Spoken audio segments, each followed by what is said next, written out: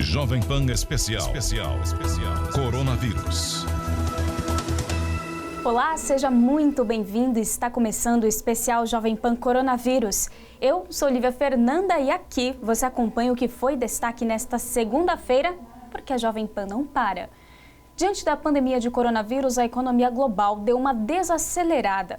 As exportações e importações tiveram queda na maioria dos países. O Brasil desponta como exceção. O país foi o único do G20 que teve aumento nas exportações. Para entender melhor esse cenário, a Jovem Pan conversou com Marcos Trojo, que é secretário especial de Comércio Exterior e Assuntos Internacionais do Ministério da Economia. Vamos acompanhar. Por que o Brasil apresentou esses resultados positivos, apesar de toda a crise? Qual foi o esforço feito para que esses números fossem positivos ou menos ruins do que se esperava com uma crise como essa, secretário? Bem, Tiago, você apontou com bastante correção que os níveis do comércio internacional estão caindo de uma maneira dramática no mundo inteiro, né? A Organização Mundial do Comércio chega a prever uma queda de até 32% de todas as transações comerciais internacionais ao longo de 2020. E se você levar em consideração as 20 maiores economias do mundo, né, o chamado G20, o Brasil desponta como uma exceção. Ou seja, nesse período de janeiro a abril de 2020, as nossas exportações em quantum, ou seja, o volume total exportado pelo Brasil cresceu. É uma exceção, é o único país do G20, né, das 20 maiores economias do mundo, que tem essa performance.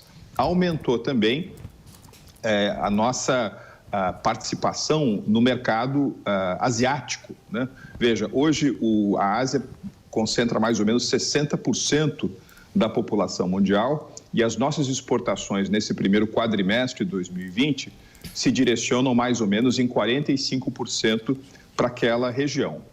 Agora, por que isso está acontecendo? Bom, primeiro porque a política econômica, né, a política externa do presidente Bolsonaro presta bastante atenção às diferentes regiões do mundo, também à Ásia. A ministra Tereza Cristina fez uma série de visitas àquela região, abrindo mercados, como é o caso do Vietnã, da Indonésia. O presidente Bolsonaro também esteve na região no ano passado, esteve na China. E isso faz com que hoje, claro, a China, que é a maior consumidora dos produtos brasileiros, ainda esteja bastante na frente, né, como destino das nossas exportações, mas as nossas vendas para outros mercados da região, como é o caso do Japão, da Coreia do Sul, têm subido bastante nesses tempos recentes.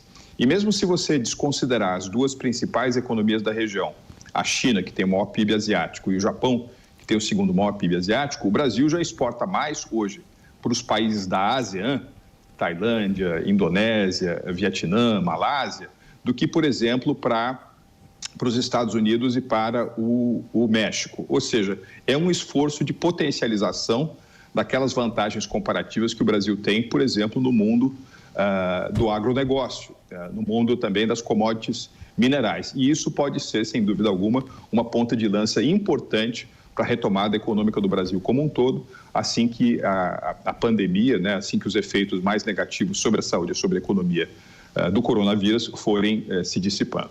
Secretário, pergunta agora de Beto Caetano, que é o nosso comentarista de Economia e Negócios. Oi, Beto, com você. Bom dia, Tiago. Bom dia a todos que nos acompanham. Bom dia, secretário Marcos Trojo. Apesar dessa importância que a Ásia assumiu, né, nós vemos, volta e meia, provocações à China, né, que é, nesse contexto da Ásia, o principal destino aí das nossas vendas, né? Esse tipo de coisa não pode prejudicar o comércio brasileiro com os chineses? Veja, Beto, nesses últimos 20 anos, o comércio Brasil-China passou por uma expansão dramática, né? Em 2001, a gente vendia, o comércio bilateral era mais ou menos de $1 bilhão por ano e hoje ele já está ao norte de $100 bilhões por ano. Há uma espécie de complementação natural entre muitas das potencialidades que nós temos no Brasil com a demanda da China. Uma das razões pelas quais, por exemplo, apesar de toda a queda do comércio internacional, as nossas exportações continuam bastante vigorosas, é porque, é claro, se você é um país que produz, por exemplo, bolas de tênis, né? Provavelmente a demanda por bola de tênis nesse momento caiu no mundo bastante. Agora, se você é um país cujo perfil internacional, perfil exportador é muito dominado pela exportação de alimentos, a demanda, né, por alimentos, ela é mais resistente. Portanto, nós continuamos vendendo bastante para a China. As orientações do presidente Bolsonaro, elas são muito claras. Fazer negócios com todos os cantos do mundo sem viés ideológico, e a gente aplica isso para as relações comerciais com diferentes mercados. No caso da China, as nossas exportações nesse primeiro quadrimestre subiram 11%. Né? Quer dizer, é um valor bastante significativo, o que mostra que as relações comerciais seguem fortes, elas seguem diversificadas, além do complexo soja e do complexo e de minério de ferro. Nós estamos exportando também muito mais proteínas animais, né?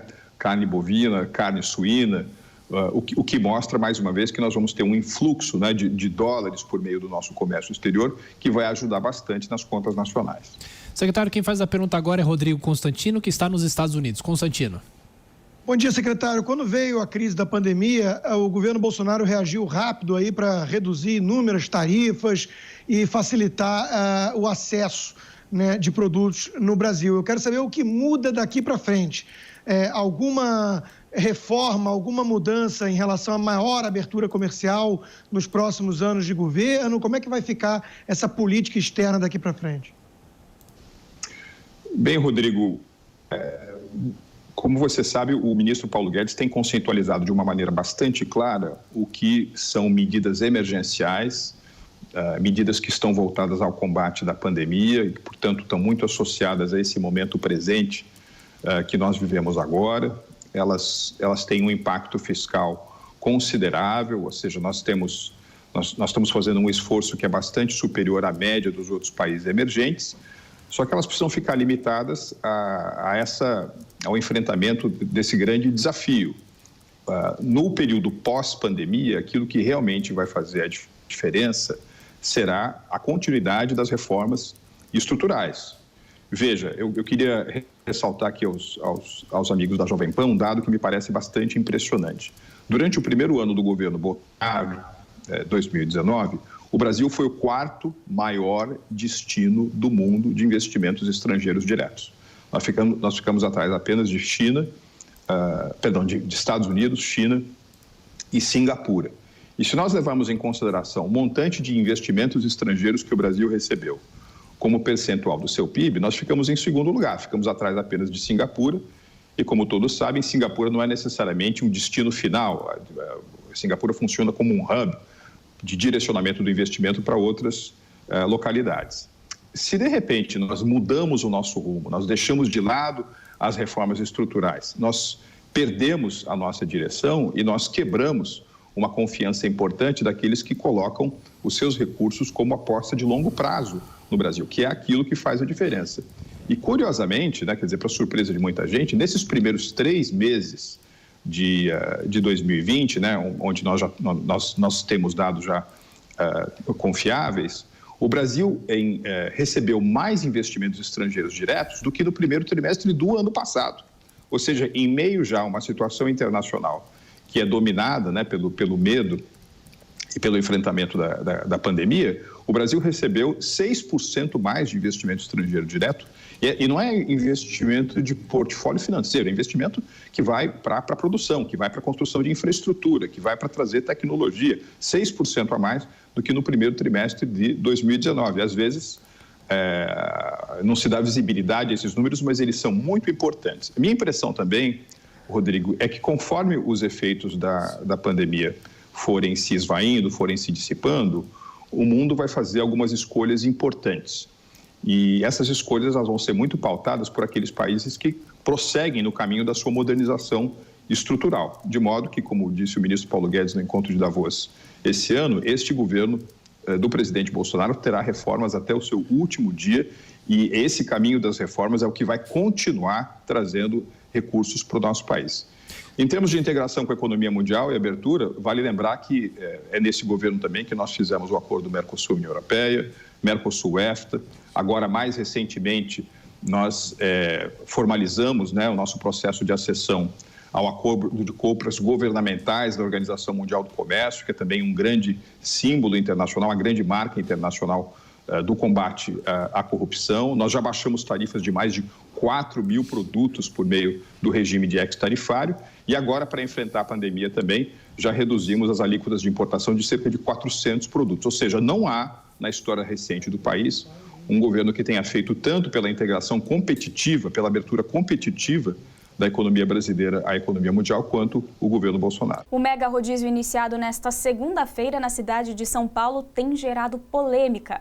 Críticos argumentam que a medida incentiva as pessoas a usarem o transporte público, o que pode gerar ainda mais aglomerações. Para explicar essa questão, o secretário municipal dos Transportes, Edson Caram, falou com a Jovem Pan. Desde a semana passada, nós estamos, inclusive, acompanhando as opiniões dos nossos ouvintes, espectadores, e quase unanimidade contrária ao rodízio de veículos como começou a ser implantado nessa segunda-feira. E os nossos ouvintes e as pessoas que passam na rua, que a gente entrevista, muitos falam o seguinte, que isso vai aumentar a procura pelo transporte público, que no momento de uma pandemia não seria o ideal. Como é que o senhor rebate isso?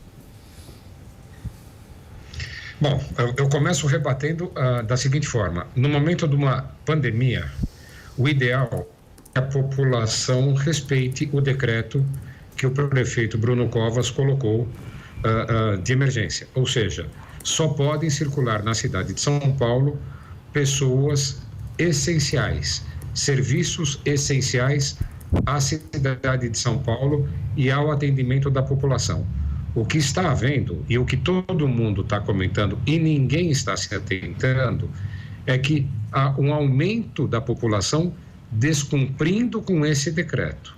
Então, o que nós estamos querendo é trazer de volta à população a ideia de que ou cumpre-se o decreto como tem que ser, ou nós não vamos ter nem leitos de hospital, nem leitos de UTI para atender a demanda de pessoas infectadas pelo vírus. Então, o que vai acontecer nos próximos dias, em função daquilo que você viu a semana passada na cidade de São Paulo. Então, qual é o intuito? Mostrar para a população que vamos respeitar a quarentena, vamos preservar a nossa vida e vamos preservar a vida de terceiros. Então, o intuito é esse: fique em casa. Ô secretário, e quem não pode ficar em casa? Serviços essenciais, área da saúde, essas pessoas estão enviando comunicados à CT, por exemplo, para que, mesmo elas saindo, elas não tomam ou não correm o risco de serem multadas. E eu registro aqui, o site da CT hoje não está funcionando, não conseguimos ver o índice de congestionamento aqui da cidade, e o da prefeitura pelo cadastramento também não está funcionando. O senhor tem alguma informação? E como é que ficam as pessoas que fazem esses serviços essenciais? Bom, eu não tenho informação que o 156 não está funcionando e também não tenho informação que o e-mail que a prefeitura colocou à disposição também não está funcionando. A informação que eu tenho é que está tudo funcionando. Com relação a índice de congestionamento, eu tenho aqui até o momento 0 quilômetro de congestionamento. Eu tive 1 quilômetro de congestionamento na Rubem Berta em função de um acidente envolvendo moto. E com relação à lentidão, a diferença é brutal, porque nós estávamos vindo de uma lentidão de 21 quilômetros às 8 horas da manhã na segunda-feira passada, caímos para 4 quilômetros nessa segunda-feira. Ao aumento de pessoas no transporte público municipal, o aumento foi muito pequeno, não tivemos problemas nos terminais, os ônibus atenderam a demanda de uma forma tranquila, e o que se vê é, ou a população realmente está entendendo o recado, ou ela está encontrando uma outra forma de se deslocar. O importante é, o índice de deslocamento da população da cidade de São Paulo tem que ficar em torno de 60% de pessoas paradas, para que a cidade volte a pensar numa abertura. Secretário, a pergunta agora é de Paulo Matias. Paulo. Secretário Edson Caran, bom dia. Eu vou ser sincero com o senhor, acredito que o senhor esteja com muitas dificuldades de encontrar alguém que ache essa medida uma medida positiva. A questão do isolamento social, de preservar vidas, ela é fundamental. Agora, medidas que impeçam o trabalhador de circular e pessoas que precisam, para mim não faz o menor sentido. Mas a minha pergunta ao senhor é a seguinte: segundo o decreto da Prefeitura, os taxistas estão liberados do rodízio e motoristas de aplicativo não. Qual o critério, secretário, para se proibir com que motoristas de aplicativo circulem na cidade e liberem taxistas? Isso não é corporativismo? Bom, Paulo, vamos lá. Qual foi o país no mundo que não conseguiu sair dessa crise sem lockdown? O que é o lockdown? É impedir as pessoas de irem trabalhar, né? Então, de que forma que você deixa de propagar o vírus? Exatamente ficando em casa. Com relação aos aplicativos, a coisa é simples. O aplicativo, ele é um carro placa normal. Ele é um carro de pessoas particular. O táxi não, é placa também. Vermelha. O táxi já tem isenção de rodízio, São 40 mil táxis rodando em São Paulo e nós temos mais de 200 mil motoristas de aplicativo cadastrados. Eu não estou aqui para defender nenhuma categoria, nem o taxista, nem o aplicativo. Uma vez que o aplicativo ele é um carro particular, assim como todos os outros particulares, ele se enquadra, sim, na questão de não ter a isenção de rodízio. Secretário, o senhor não está aqui para defender os taxistas, eu até entendo, mas a medida defende, ela é clara, ela libera taxistas, afinal de contas há uma pressão política gigantesca por parte da Câmara Municipal, o senhor sabe muito bem disso, tem muito vereador que fica no seu cangote, no cangote do prefeito Bruno Covas, exatamente visando os benefícios a essa corporação, e a prefeitura abriu as pernas para esse corporativismo. Sim, o motorista de aplicativo já teve mais de 80% da sua renda prejudicada por conta dessa pandemia e agora foi absolutamente destruída. Prestam o mesmo serviço, mas infelizmente esse decreto visa isso. Agora, o senhor diz que o lockdown aconteceu em vários países do mundo, mas, secretário, aqui ainda não. Nós não estamos em lockdown. Então, na minha avaliação, o que o senhor está dizendo é que nós temos que acabar com essa medida e efetivar, sim, o lockdown. Aí sim, aí é uma política onde todo mundo fica em casa. Agora, essa política de fazer com que as pessoas não possam ir trabalhar, eu não consigo confiar nessa política simplesmente porque essa é uma política, com a maior clareza do mundo, num país como o Brasil, pobre, incentiva a aglomeração. As pessoas precisam sair de casa. Ninguém está passeando, secretário. A Prefeitura de São Paulo está fazendo movimentos no sentido de mostrar para a população que o ideal é realmente ficar em casa para evitar alguma coisa um pouco mais drástica que seria o lockdown. Se nós não atingirmos a meta de 60% de pessoas em casa, alguma medida mais drástica vai ser tomada. Nós estamos mandando recados à população, solicitando para a população que fique em casa.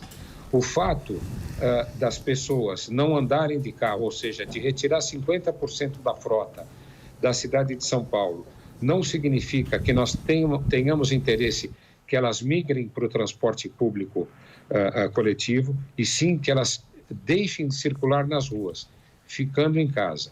Com relação a táxi e aplicativo, tanto aplicativo quanto taxistas têm categoria que defenda. Então, se na Câmara Municipal você tem um lobby para defender o taxista, na Câmara Municipal você tem um lobby muito mais forte para defender carro de aplicativo, que não cumpre com nenhuma das regras impostas pela Prefeitura de São Paulo e que se considera os seus motoristas funcionários trabalhando e ganhando dinheiro para eles. Aplicativo, nem uma cesta básica eles entregaram para esses motoristas que passaram fome. Os taxistas se juntaram e correram atrás, apesar de tudo, apesar da dificuldade e, com certeza, também não ter dinheiro para pôr comida dentro de casa, foram atrás de buscar pelo menos cesta básica para a categoria. Essa é uma das grandes diferenças entre aquele setor que só visa ganhar dinheiro, que é o setor do aplicativo, e que não fez nada pelas pessoas que trabalham para eles e ganham dinheiro para eles, E o setor do táxi, esse sim, trabalha para levar sustento para a sua casa e não para dar dinheiro para outro ser superior que não seja ele dentro de casa. Então, eu acho que a gente tem que ponderar muito bem. O carro de aplicativo, ele é um carro particular e ele está sendo tratado como tal. E aplicativo nós temos mais de 200 mil em São Paulo. Se 50% disso circular dia sim, dia não, nós assim mesmo teremos 2,5 vezes mais carros de aplicativo do que táxi rodando em São Paulo. Secretário Edson Cara, quem faz a pergunta para o senhor agora é Rodrigo Constantino. Bom dia, secretário. Não queria nem entrar nessa discussão, só lembrar que o autônomo do carro de aplicativo também está tentando trabalhar para se sustentar. Não há nenhum pecado... Ele não está sendo proibido de trabalhar. Claro que ele não está sendo proibido de buscar trabalhar. o lucro não é nenhum pecado, é o sistema capitalista que temos. Mas a pergunta que eu lhe faço é a seguinte, a meta, primeiro então... que você não pode nem ter demanda para isso. A pessoa tem que estar em casa, você não tem que ter demanda. Mas há demanda, você não pode decretar... Me mostra, vamos lá. Deixa eu só fazer uma pergunta para você. Eu vou fazer uma pergunta, se você tiver na tua mão o mapa dos aplicativos, o mapa de quantos carros ele tem e quantos carros de aplicativo estavam rodando na cidade de São Paulo, quando da época do decreto, ou mesmo a semana passada, e se você me convencer de que o que eu estou falando é mentira, eu volto atrás. Me traga números. Abra o sistema deles, me traga números, me traga informações. Se você conseguir isso, nós vamos discutir. Eu acho que a discussão não é sobre aplicativo, porque... Exato. Eu falei até que eu não queria nem entrar nessa discussão, porque a premissa básica é de quem está saindo porque precisa. O senhor tem aí uma resposta, já deu, atacou o governo federal, ou seja, faltou chegar o Corona Voucher lá de R$600, e há controvérsia sobre isso. Eu acho que muita gente vai precisar sair mesmo assim, e há uma decisão muito pessoal, né? As pessoas sabem mais onde o calo aperta do que as autoridades do governo. Mas a pergunta que eu queria fazer é mais objetiva. Então, o senhor está dizendo que a meta é em relação ao número de isolamento, tem que chegar a 60%. Não é, por exemplo, aumento de uso do transporte público. Essa métrica não entra em questão. Quer dizer, se a medida que o senhor adotou, que o governo adotou municipal, levar a um aumento de aglomeração no setor público, no transporte setor público, isso aí não é o mais relevante. Você está medindo ali os 60% total de isolamento, é isso? Não, veja bem, tudo é relevante na ação que a prefeitura está tomando, principalmente o setor público de transporte coletivo. Para isso, nós temos uma quantidade de ônibus que poderemos colocar em circulação para evitar a aglomeração. É isso que a Prefeitura de São Paulo quer? Não. A Prefeitura de São Paulo quer que essas pessoas que passaram a circular na cidade de São Paulo, a se movimentar na cidade de São Paulo, num flagrante desrespeito ao decreto do prefeito, aonde somente serviços essenciais podem funcionar na cidade, quando esse decreto veio, o transporte público, a demanda caiu em 80%. As ruas da cidade de São Paulo ficaram vazias. Por quê? Porque as pessoas estavam cumprindo com o decreto. O que nós queremos é exatamente isso. Cumpra com o decreto, fiquem em casa, façam com que a mobilidade na cidade de São Paulo fique abaixo dos 40%, ou seja, mais de 60% em casa, para que a gente possa sair mais rápido da crise.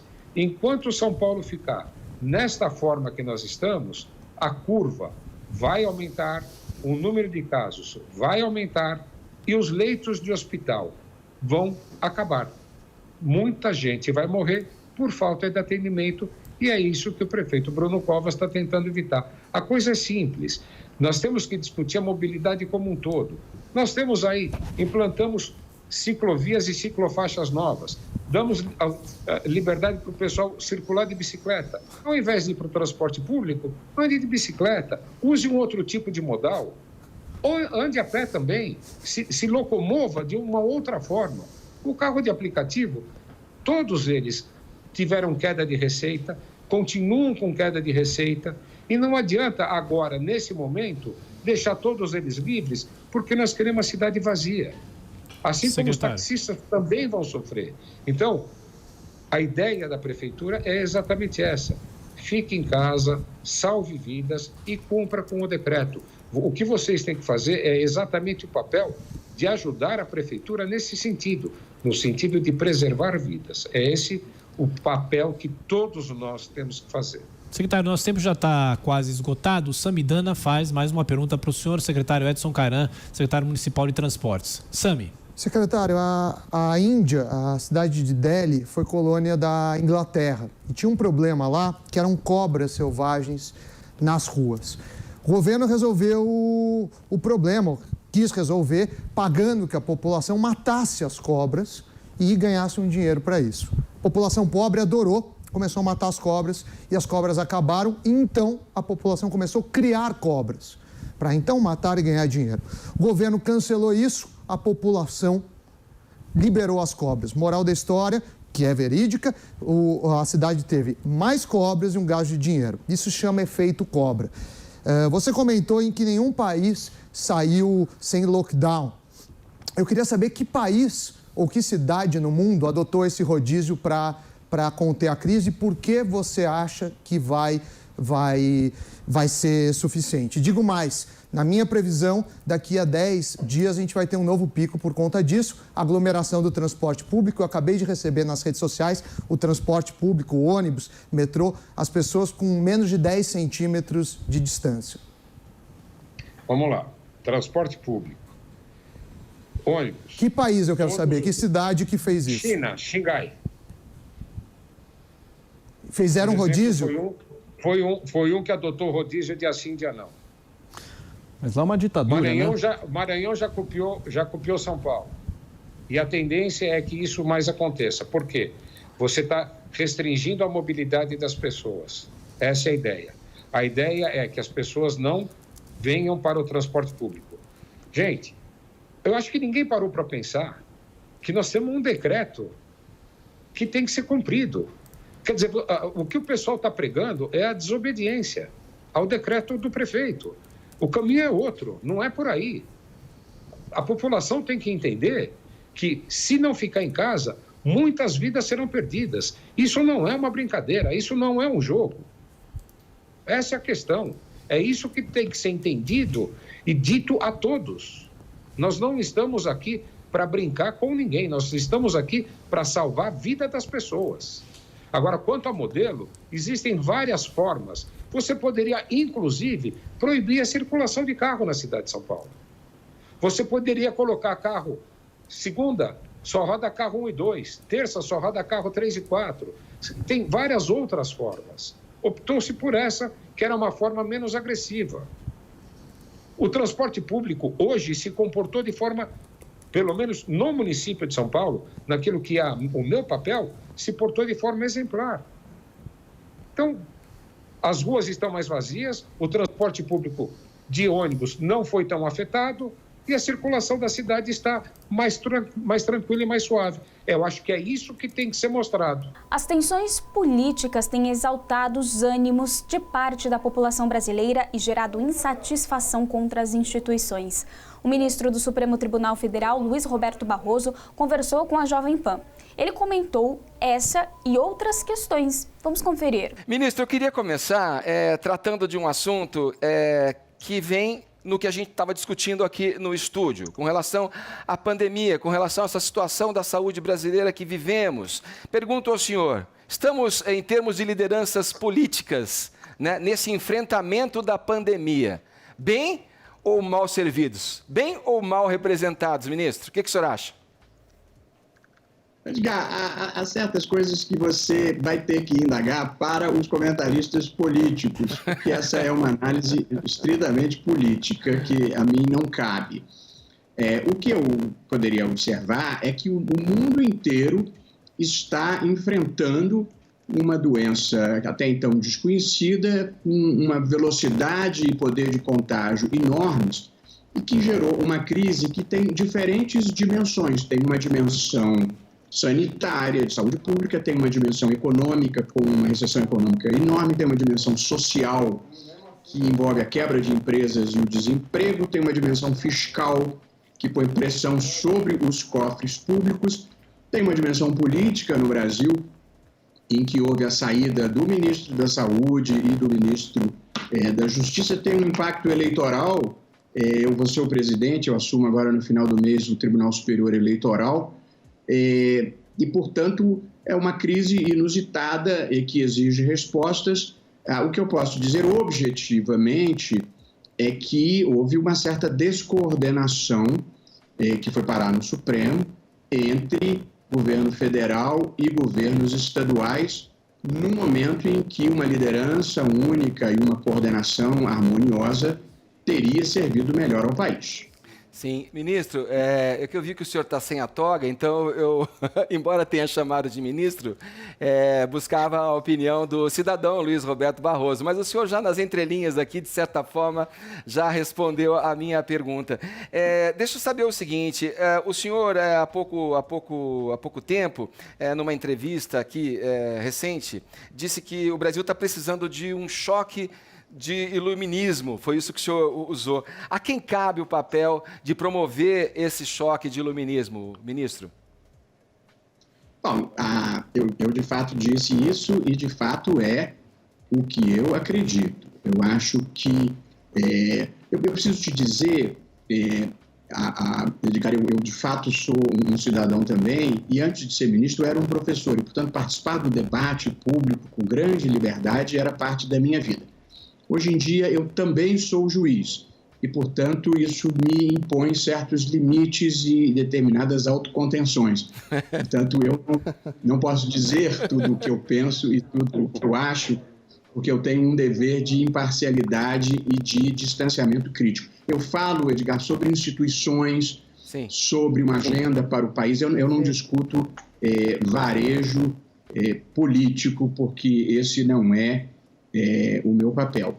A questão do iluminismo é porque eu acho que no momento de uma crise como essa, nós precisamos resgatar os valores do iluminismo. Razão, ciência, humanismo e progresso social. Eu diria que esses são os grandes valores do iluminismo. Tá certo. E acho que...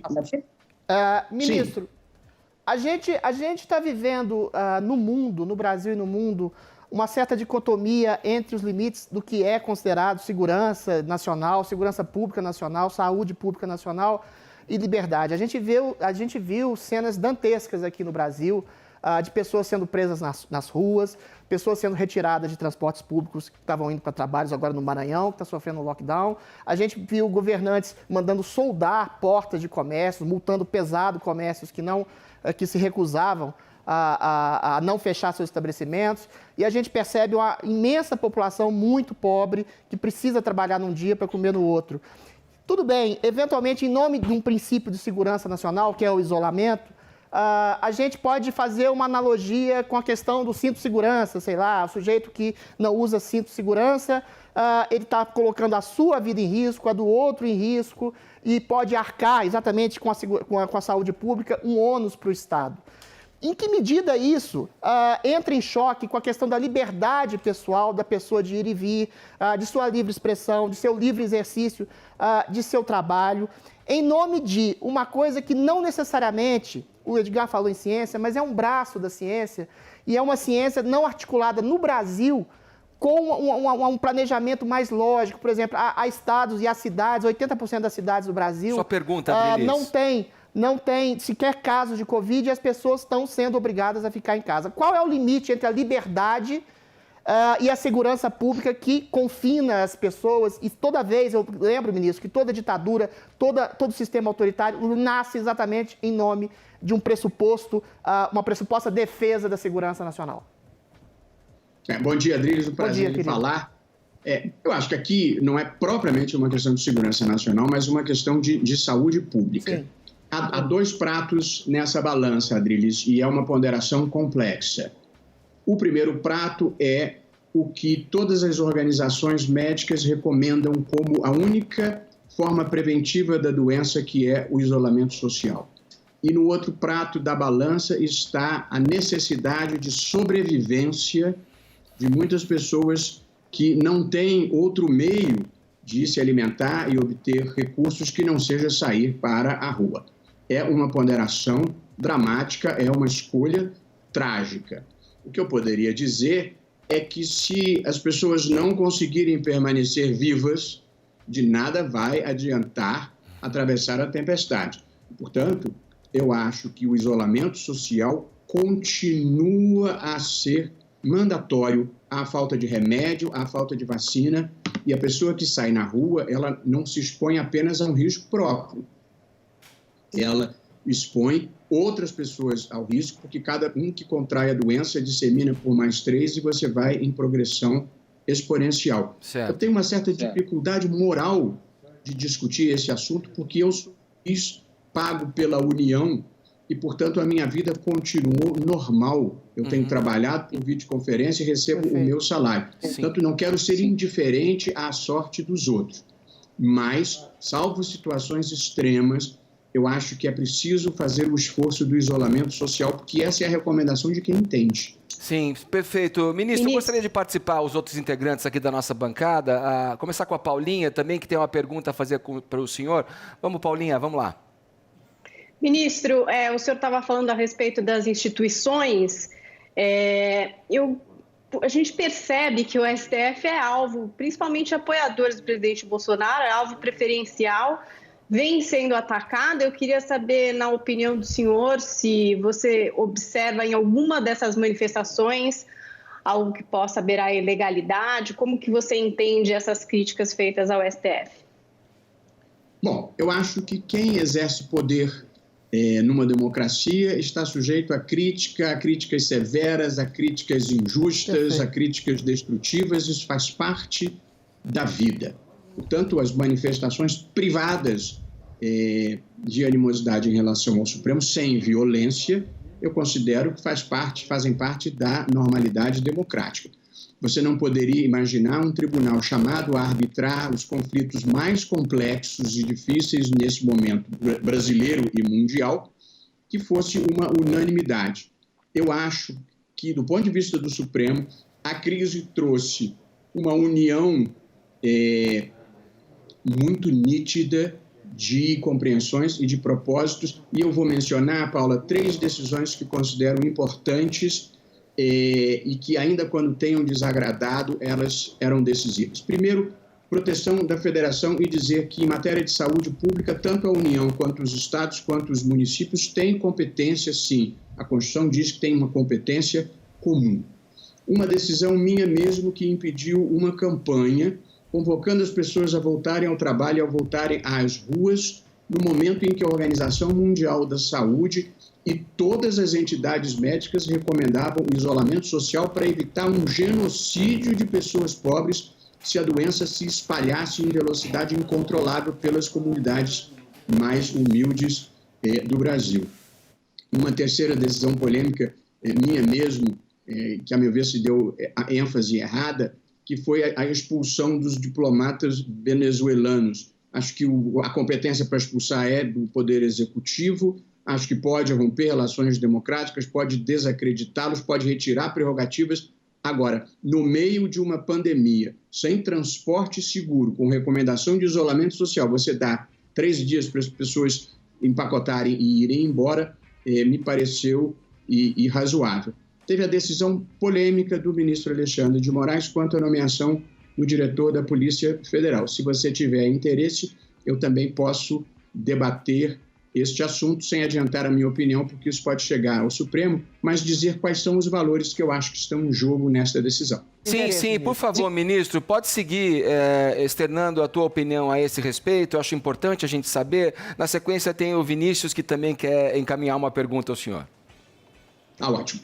Veja... O caso Ramagem, então. A nomeação do diretor-geral da Polícia Federal, que era o intento do presidente da República, sendo que temos ali sacramentada uma relação de amizade entre ele, o Bolsonaro, entre ele e os filhos. E eu gostaria de acrescentar a questão de que garante apenas a governadores e prefeitos os meios legais de combater o coronavírus e que os poderes do presidente foram completamente alijados nesse sentido, se o senhor tiver disposição e tempo.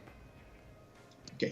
Então, começando pela Polícia Federal. A imagem da justiça não é uma balança por acaso. É porque, frequentemente, você tem que ponderar valores diferentes, em pratos diferentes. Quais são os 2 valores em questão nessa decisão do ministro Alexandre de Moraes? De um lado, o dever do judiciário de uma certa autocontenção em nome da separação dos poderes, de não interferência em decisões políticas do outro poder, e a escolha do diretor-geral da Polícia Federal é uma decisão essencialmente política. No outro prato da balança estão regras de proteção da democracia que asseguram a existência do que em ciência política se chama de árbitros neutros, instituições que são instituições de Estado e não de governo e que não podem ser capturados pela vontade política sob pena de não poderem desempenhar bem o seu papel. Esses são os dois pratos da balança. O que eu acho, eu não posso adiantar, porque acho que ainda vai chegar esse tema ao Supremo. Eu estou apenas explicando quais são as variáveis em jogo.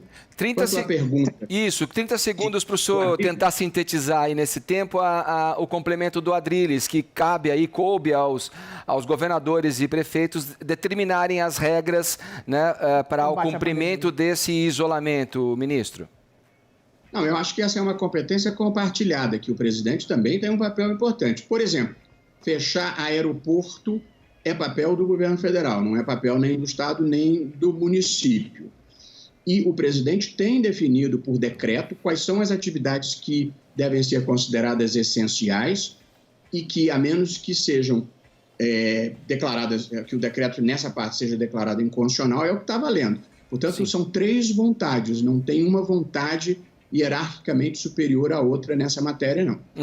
Vamos lá, Vinícius Moura, sua pergunta para o ministro Luiz Roberto Barroso. Vini.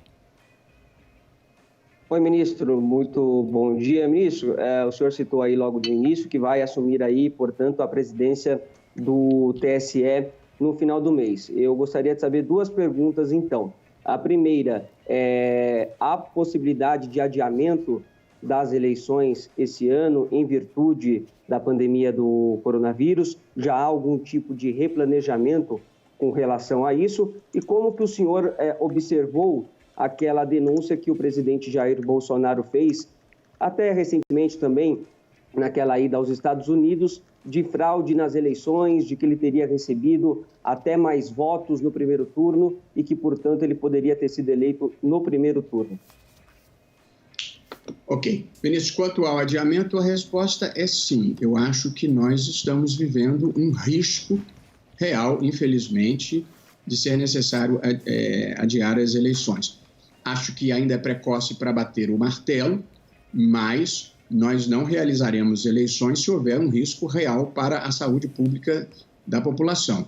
O que eu tenho defendido é que, se for inevitável adiar as eleições, que esse adiamento seja pelo prazo mínimo inevitável e, em qualquer caso, rejeitando a hipótese de cancelamento das eleições para que tudo coincida em 2022. Se houver tempo, eu também posso explicar por que eu acho que a coincidência é ruim. Portanto, há um risco real, sim, de nós termos que adiar. Isso depende do Congresso Nacional, que depende de emenda à Constituição, e assim que eu tome posse, eu vou estabelecer uma interlocução com o presidente da Câmara e o presidente do Senado para, de comum acordo, pensarmos essa questão. Quanto à alegação de fraude, Vinícius, eu sou juiz, eu trabalho com fatos e provas, não trabalho nem com opiniões vagas, nem com retórica política. Portanto, se alguém trouxer uma prova concreta de que houve fraude ou de que há risco de fraude, nós vamos tomar as providências, sobretudo para prevenir para o futuro. Mas a verdade é que fraude havia quando o voto era impresso, desde 96, com urna eletrônica. Eu acho que ninguém questiona a reeleição do presidente Fernando Henrique foi sob esse sistema. A primeira e a segunda eleição do presidente Lula foi sob esse sistema. Primeira e segunda eleição da presidente Dilma foi sob esse sistema e do atual presidente foi sob esse sistema. Alguém acha que o resultado não espelhou a vontade popular, sendo que o resultado das urnas correspondeu efetivamente ao que as pesquisas revelavam?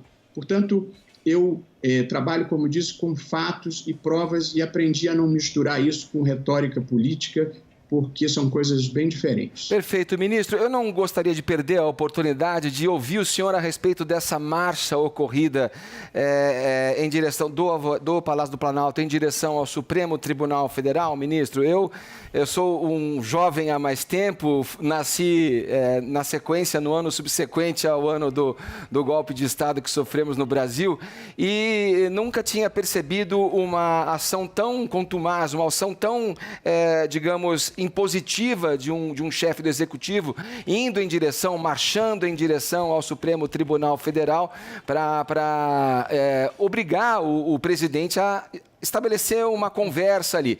Queria saber o senhor, como ministro, como se sentiu diante desse ato do presidente Bolsonaro caminhando ali ao Supremo Tribunal Federal? Bom, eu acho que o presidente do Supremo, o ministro Dias Toffoli, agiu com a elegância que o cargo impunha. Se o presidente da República vem até a sua casa, você não fecha a porta e muito menos bate a porta na cara dele. Portanto, eu acho, do ponto de vista do Supremo, que o comportamento foi o comportamento adequado e desejável. Do ponto de vista do presidente, eu acho que foi um movimento político que não me cabe avaliar, isso não envolve julgamento. O que eu posso te dizer, Edgar, é que pressão é uma coisa nessa vida que só produz algum efeito se você aceitá-la. Venha de onde vier. Se você não aceitar, ela não produz nenhum efeito. Portanto, eu preciso lhe dizer que, para mim, pessoalmente, e estou certo que para os meus colegas, não fez nenhuma diferença. A lógica, nós não somos adversários do presidente, nós não somos aliados do presidente, nós interpretamos e aplicamos a Constituição. A nossa lógica é certo ou errado, justo ou injusto, legítimo ou ilegítimo. Perfeito. Alguém pode agir, tem todo o direito, mas nós não nos movemos por escolhas políticas. Termina aqui essa edição do especial Jovem Pan Coronavírus. Obrigada pela audiência e até mais. Jovem Pan